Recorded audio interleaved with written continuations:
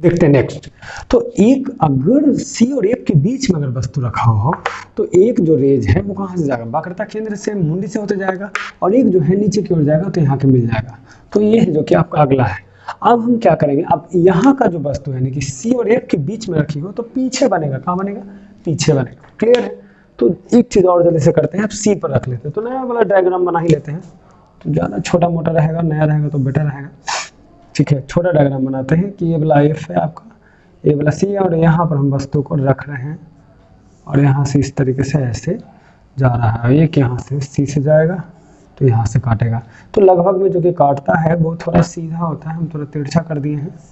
यहाँ से ऐसे काटेगा और ये जो होगा यहाँ से आपका ऐसे काटेगा, तो इसके ठीक नीचे बनता है। राइट, यानी कि वक्रता केंद्र पर रखी वस्तु का जो उसके ठीक नीचे ही बनता है।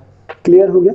तो ये हुआ। अच्छा, अब सारे ऑब्जेक्ट को जरा ध्यान से देखो, धीरे धीरे जो कि है इसका भी बड़ा बन रहा है, इसका भी इमेज बड़ा बन रहा है और इसके बराबर होते हैं। ठीक है, और जितना भी बन रहा है सारी इमेज जो कि है वास्तविक है, वास्तविक है और उल्टा है, वास्तविक और उल्टा है। सी और एफ के बीच में बनेगा तो सी के पीछे, क्योंकि देखो यहाँ रखे थे यहाँ, यहाँ रखे तो अनंत, यहाँ रखेंगे तो पीछे, और यहाँ रखेंगे तो वहीं सी का सी पर, और ये वस्तु के बराबर पहली बार बना है, लेकिन वास्तविक और उल्टा है, वास्तविक है और उल्टा है।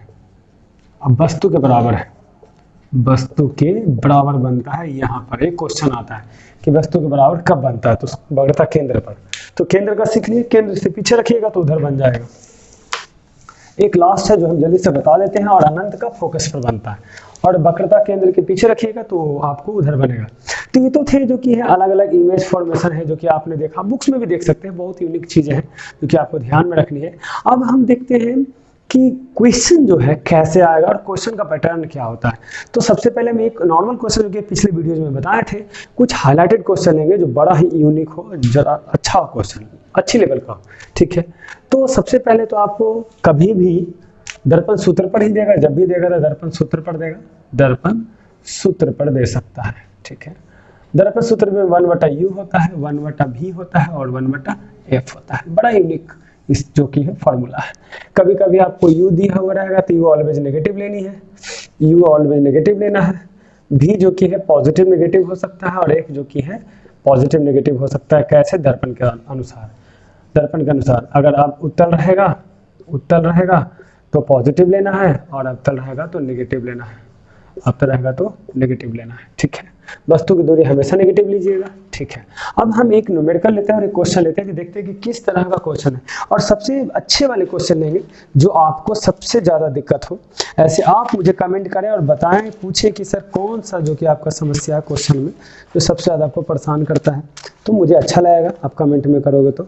ठीक है, एक बहुत अच्छा क्वेश्चन है जो भारतीय किताब में दिया हुआ था, उसे हम थोड़ा सा चर्चा में ले लेते हैं। ठीक है, एक अवतल दर्पण की फोकस दूरी 20 सेंटीमीटर है, यानी कि अवतल दर्पण की फोकस दूरी है, अवतल दर्पण की फोकस दूरी जो दी हुई है कितनी है, फोकस दूरी जो है वो 20 सेंटीमीटर है। ठीक है, वस्तु की स्थिति या स्थितियों का मान लिखिए जिसके लिए प्रतिबिंब का आकार वस्तु के आकार का दुगना है। यानी प्रतिबिंब जो है सर जी, बड़ा ध्यान से देखिएगा, प्रतिबिंब का आकार कब आएगा, जब वस्तु के आकार को 2 से गुना करेंगे, वस्तु के आकार को 2 से गुना करेंगे। तो ये बहुत ही यूनिक क्वेश्चन है। हम आपसे पूछ रहा है कि स्थितियों का, वस्तु की स्थितियों का पता लगाएं, यानी भी जो कि है कहाँ बनेगा, ये पूछ रहा है आपसे। ठीक है, और वस्तु की स्थितियों का पता, यू भी आपका नहीं दिया हुआ है, खास बात है, बड़ा यूनिक क्वेश्चन है सर।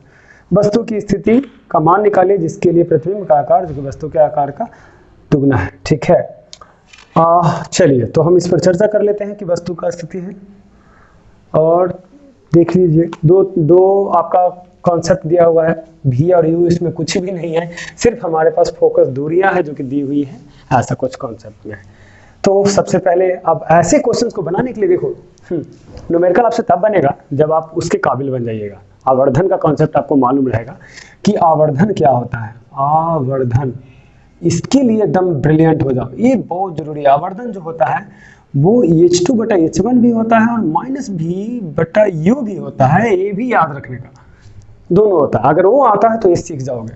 तो मान लेते हैं ना, माना कि, बनाओ इसे, माना कि वस्तु की जो दूरी है, दूरी नहीं मान सकते, आकार मान सकते, वस्तु की आकार जो है वो x मीटर है।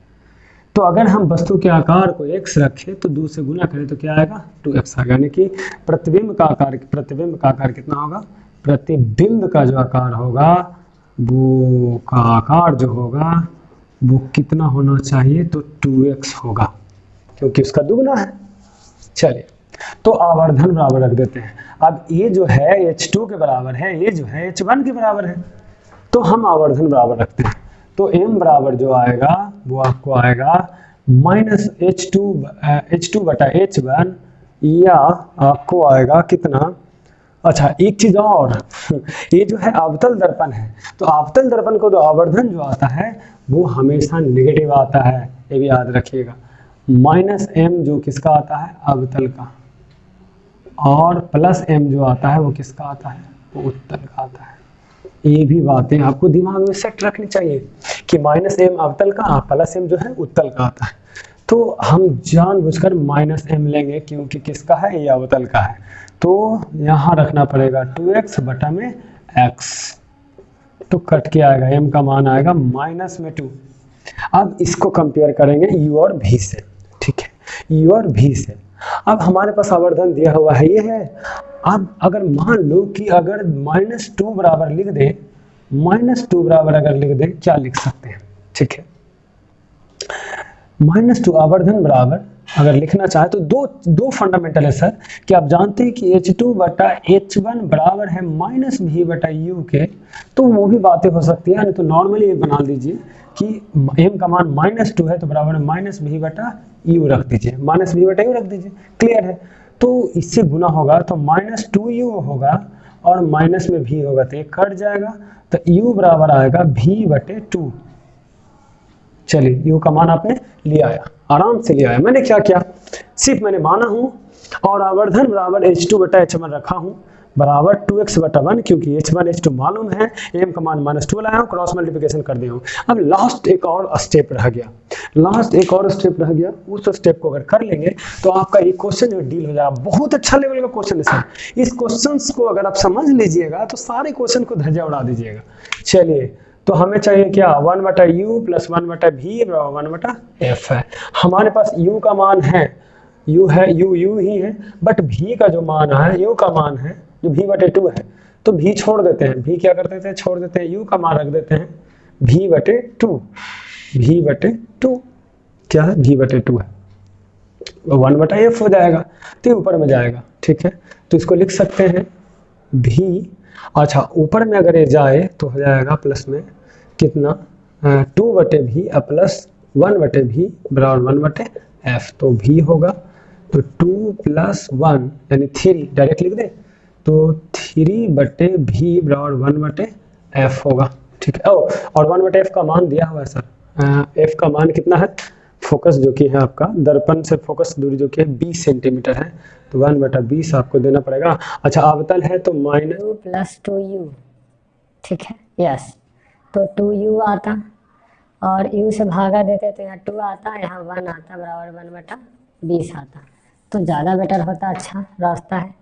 3/2u बराबर 1/20 हो जाता और इससे गुना होता, तो 20 × 3 अब बटा में 2 बराबर में u, तो कट जाता, तो u का जो मान आता वो 30 आता। u का मान कितना है, 30 आ गया, एक तो आया 30, ठीक है, एक का मान आया, u का मान 30, तो v का मान कितना होगा वो तो निकालने पड़े, तो आप आराम से ला सकते हैं। तो सॉरी, आप यहाँ से ज़्यादा बेटर रहेगा कि आप v का मान 2u रख दें, तो और बेटर हो जाएगा, तो जल्दी आंसर आ जाएगा। v का मान जो कि 2u रखना है, ठीक है।